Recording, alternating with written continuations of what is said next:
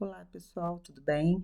Meu nome é Jaqueline Machado, eu sou juíza da Terceira Vara de Violência Doméstica e Familiar contra a Mulher, atuo na Casa da Mulher Brasileira, no atendimento das vítimas de violência doméstica e familiar.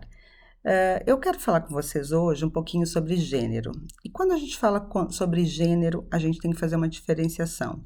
O que é gênero e o que é sexo? O sexo descreve as características biológicas, diferenças fisiológicas e anatômicas nossas. O gênero são características e diferenças socioculturais. Gênero é um dispositivo cultural, é uma construção social, o que as pessoas, a sociedade espera da gente. Como agir, como falar, como andar, como se vestir, como se comportar. Se você é homem, como que esperam que você haja na sociedade. Se você é mulher, de que forma são cobradas algumas características que são taxadas de femininas. Então, isso cria os estereótipos de gênero, papéis sociais diferenciados na ordem patriarcal e que acabam criando polos de dominação e de submissão entre os gêneros. Por isso é tão importante, quando a gente fala em violência contra a mulher, a gente falar da questão da igualdade de gênero. Por quê? A causa principal da violência contra a mulher é a desigualdade entre os gêneros. Sempre que a gente pensa no comportamento masculino e feminino, o que se espera? O que é desejado dentro da sociedade? Um comportamento do homem sendo forte, destemido, arrojado, másculo, viril. Enquanto para a mulher, a sociedade deseja um comportamento frágil, delicado, maternal, passiva, né, que coloca a mulher muitas vezes na situação de submissão. Então, a cultura patriarcal, sexista, racista e o machismo são eixos estruturantes da desigualdade de gênero. Essa desigualdade acarreta inúmeros problemas e, como eu disse antes, principalmente violências dos mais diversos tipos contra as mulheres. Violência sexual, violência obstétrica, violência política, institucional, doméstica. A violência doméstica permeia toda a nossa sociedade e os números são alarmantes. É incomum o dia que não se tem uma notícia, né, ou nas redes sociais ou na mídia em geral, sobre violência contra a mulher, sobre feminicídio, sobre algum tipo de violência ou algum atentado aos direitos humanos das mulheres.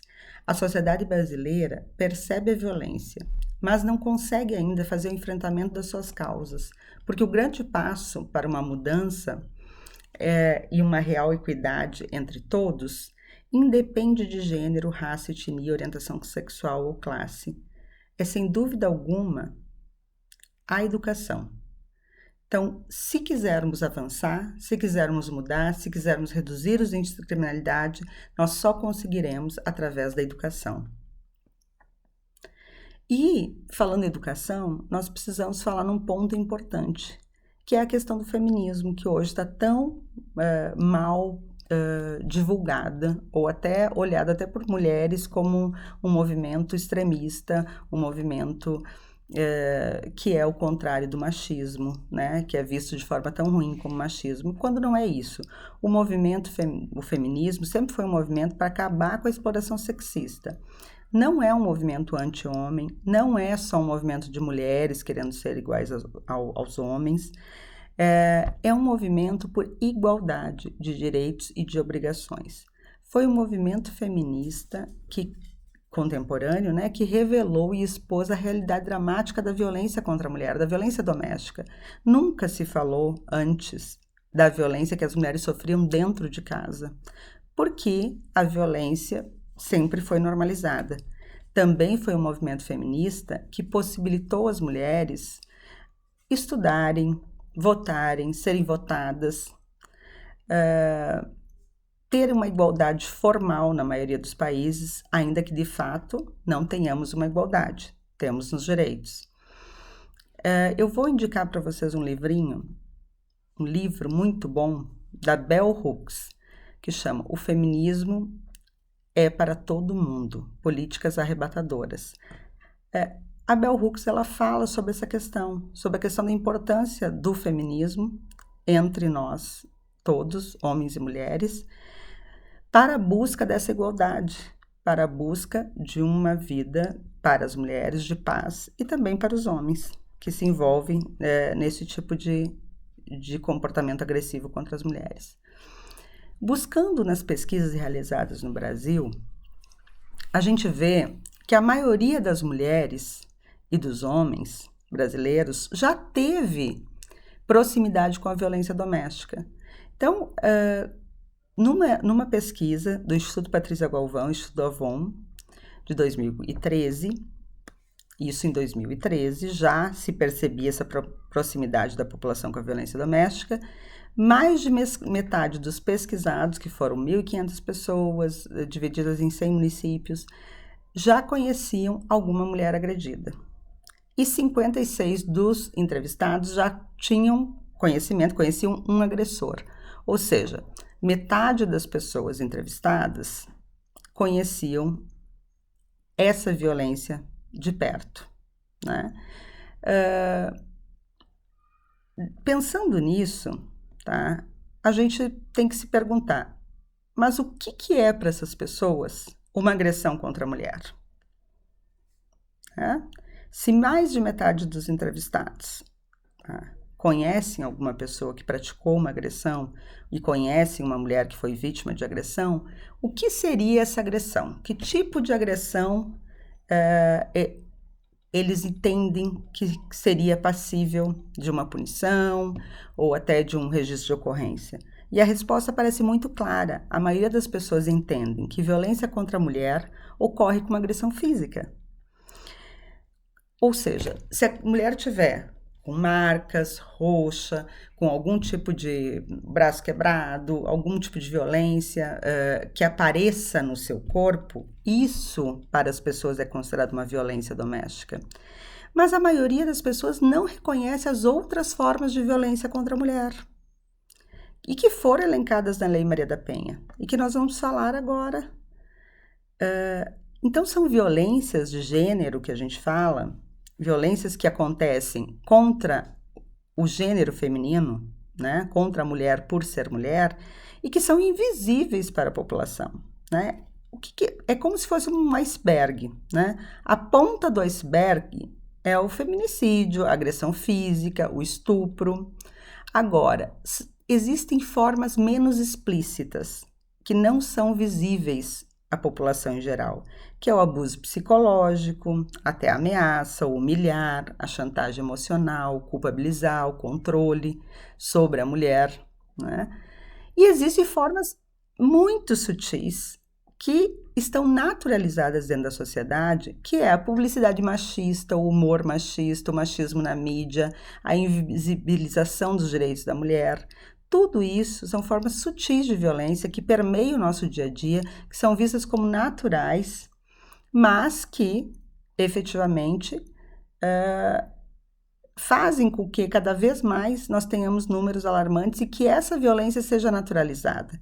Então, o Sistema de Proteção Internacional de Direitos Humanos abarcou de forma ampla a violência contra a mulher como uma violência de gênero, levando em consideração que tal violência constitui uma ofensa à dignidade humana e se manifesta por relações de poder que são historicamente desiguais.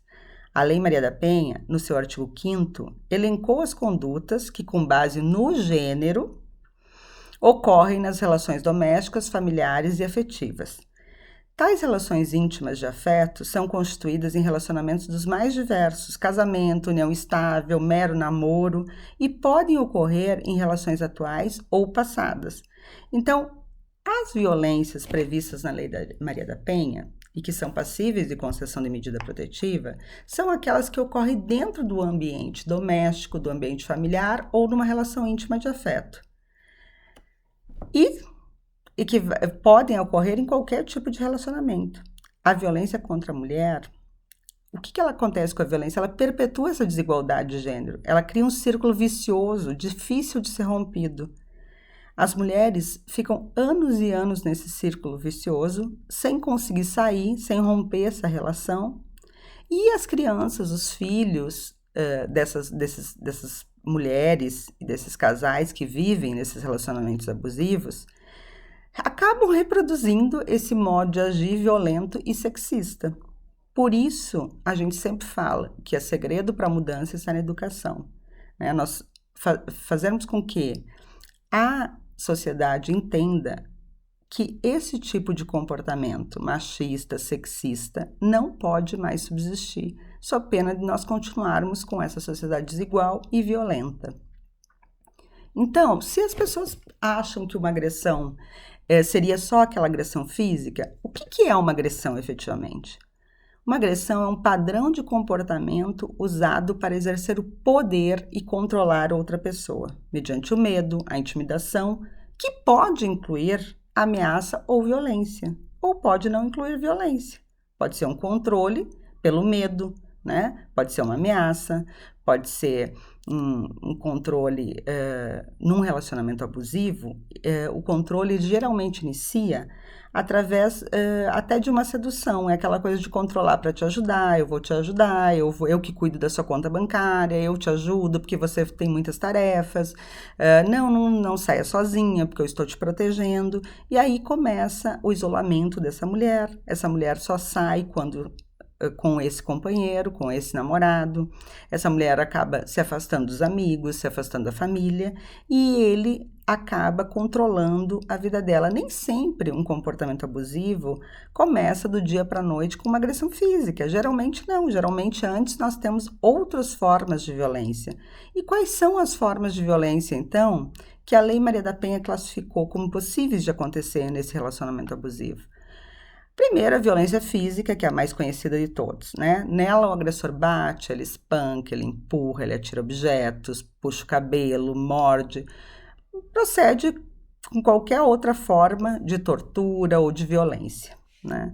Temos também uma outra forma de violência que é muito conhecida, que é a violência sexual. Quando o agressor quer forçar relações sexuais, mesmo contra a vontade da mulher, obriga essa mulher a fazer sexo com outras pessoas, obriga a fazer aborto, impede que ela se previna da gravidez ou de doença sexualmente transmissível, força a vítima a engravidar, não deixa usar método contraceptivo. E essa violência sexual, ela pode acontecer dentro de um casamento, dentro de uma união estável, dentro de um namoro, né? Às vezes, as mulheres que são casadas, elas pensam que elas não podem denunciar um estupro marital, porque elas acham que aquilo faz parte da sua obrigação, faz parte da sua vida em comum. E não é assim, né? A mulher, ela tem direito a ter a sua vontade respeitada, se ela quer, se ela deseja manter essa relação ou não. Depois da violência sexual, nós temos também uma outra violência que é muito conhecida, que é a violência moral, né? Então, quando o homem faz comentários ofensivos na frente de outras pessoas, ou não, conhecidas ou não, humilha essa mulher publicamente, acusa, expõe, fala mal, e até mesmo inventa histórias, inclusive em redes sociais, o homem tenta diminuir a vítima ao tentar impor, então, superioridade sobre ela. Então, é essa coisa de realmente subjugar essa vítima no sentido de humilhá-la, de constrangê-la, de expô-la, né, a comentários, né? Nesse sentido, a violência moral acontece. Então, é a injúria, a difamação, a calúnia. Tudo isso são violências que são previstas na Lei Maria da Penha. E a Lei Maria da Penha também trouxe a violência patrimonial e econômica, que é quando a pessoa se torna vítima do homem financeiramente, ou seja, o agressor controla, retira e retém as posses, as propriedades, o dinheiro dessa mulher, né? E isso acontece bastante. E, por fim, a Lei Maria da Penha inovou trazendo a violência psicológica. Essa violência psicológica, ela acontece quando o agressor humilha, quando ele controla, quando ele faz chantagens, ameaça, intimida, com o intuito de amedrontar a vítima. Além disso, critica constantemente a vítima, desvaloriza as atitudes dessa vítima, caracteriza essa pessoa como uma pessoa que não sabe fazer, não conhece, desconsidera sua opinião, debocha publicamente, desconstrói a autoestima dessa mulher, né? E, no mais das vezes, faz essa mulher pensar que ela está louca. Então, isso acontece muito nos relacionamentos abusivos, né? Existem mulheres que vivem anos e anos num relacionamento em que ela ouve sempre que ela não consegue fazer nada sozinha, que ela não é uma boa mãe, que ela é uma péssima esposa, e essa mulher vai tendo reduzida a sua autoestima até um ponto que ela pode psicologicamente ficar abalada, ficar doente, e aí isso é utilizado contra ela, como se ela realmente fosse louca ou tivesse algum problema de saúde mental, quando a gente sabe que tudo isso é decorrência da violência de gênero. Então, nós temos que lembrar que no Brasil, né, diante de todas essas violências que nós temos, no Brasil, a cada 2 horas ocorre um assassinato de mulher, né? Em 2019, foram 3.739 assassinatos de mulheres. 1.314 foram registrados como feminicídio. Isso está no Monitor da Violência 2019. Então, a cada 7 horas, uma mulher morre vítima de feminicídio. Morre por ser mulher. Morre numa relação familiar, doméstica ou íntima de afeto, ou por desprezo e ódio ao feminino. A cada 2 minutos, 5 mulheres são vítimas de espancamento. A cada 11 minutos, acontece um estupro. Mas inúmeras mulheres foram assassinadas no decorrer desses anos no Brasil pelo fato de serem mulheres e a maioria delas assassinada dentro das suas residências. Por isso a importância de uma educação para a equidade de gênero. Por isso a importância da construção de uma sociedade mais justa e equânime e que está em nossas mãos, né? Nós precisamos, então, lutar para que essas desigualdades sejam vencidas e que as mulheres consigam se manter de direito, porque de fato, porque de direito já existe essa igualdade na lei, mas de fato, num patamar de igualdade com os homens, para que essa criminalidade contra a mulher, esses crimes contra a mulher sejam reduzidos e, quem sabe, até tenham um fim e não seja mais preciso a gente ter uma lei específica para a proteção das mulheres vítimas de violência. Bom, hoje o que eu queria conversar com vocês é isso. Em outras videoaulas a gente pode falar sobre outros aspectos da Lei Maria da Penha.